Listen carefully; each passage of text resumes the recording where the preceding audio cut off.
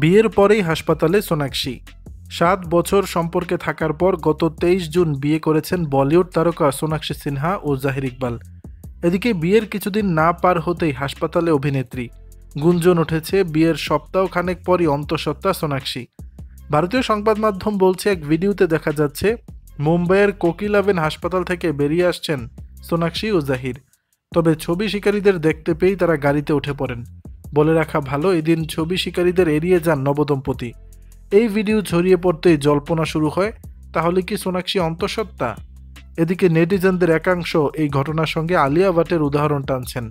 বিয়ের 2 মাসের মধ্যেই অন্তঃসত্ত্বা হওয়ার খবর প্রকাশ করেছিলেন অভিনেত্রী। সেই একই পথে কি অনুসরণ করবেন সোনাক্ষীও?